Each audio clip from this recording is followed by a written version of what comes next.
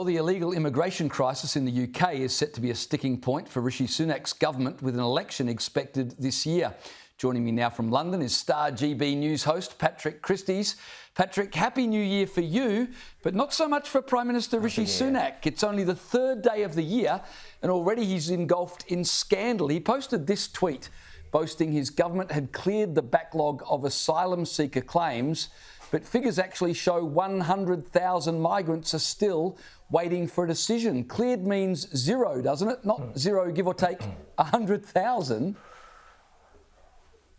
Yeah, well, it should. And also, I think it's quite a good example that our Prime Minister clearly thinks that we are all idiots. And what he's talking about is a legacy asylum seeker backlog. He's saying he's cleared it. Unfortunately for him, of that backlog, 17,000 people have just gone missing. Of the 25,000 people or so that they've rejected, it's not clear that any of them have been deported. And of the 63% that he has approved, well, what that really now means is that they all end up in social housing and on benefits, quite possibly for the rest of their lives, which does not save the taxpayer any money whatsoever, and that is clearly a massive problem here. They are saying that they've reduced the number of migrant hotels. We've had loads of people staying in hotels. Migrant hotels by 50. But again, the problem there is that if you take them out of hotels, you have to actually buy them new accommodation in the private sector, or you have to make the taxpayer pay for them in terms of social housing, etc. So it was an opportunity for the Prime Minister to try to say that he's achieved one of his big pledges. He's cleared that backlog, but really he's just rearranging the decking on the Titanic.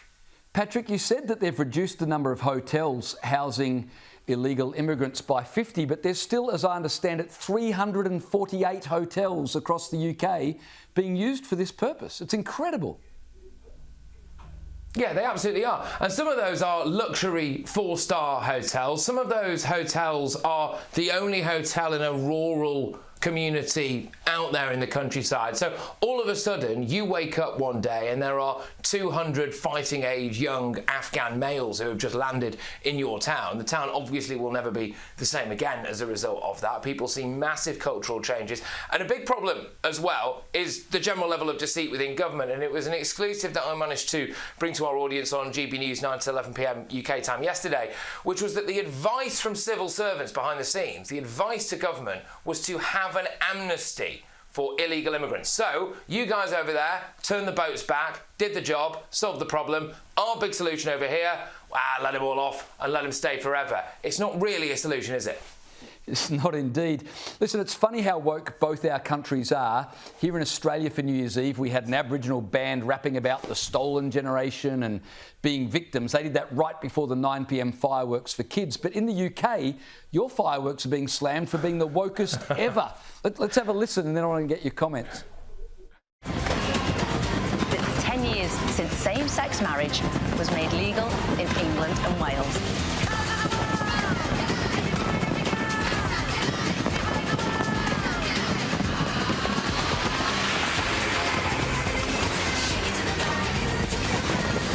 London is a place for everyone, where you are free to be who you want to be and love who you want to love. What? Why can't woke-tards just leave our traditions alone? Look, honestly, 2024 was seconds old, and we had a game of woke bingo inflicted upon us here in this country. We had same-sex marriage, we had diversity, we had empire, we had the climate agenda. Look, Sadiq Khan, the Mayor of London there, arguably the best city in the world, flashed up right at the start of that, the Mayor of London presents, like the kind of rampant narcissist he is. I tell you what he didn't present. He didn't present the fact that knife crime is going through the roof, that rapes are going through the roof, that burglaries and thefts and robberies are going through the roof, and that climate emissions, from that single firework display, despite him taxing ordinary working Brits to the tune of hundreds of millions of pounds for the green agenda, climate emissions of that were the equivalent of cars driving thousands of miles. It's an absolute shocker.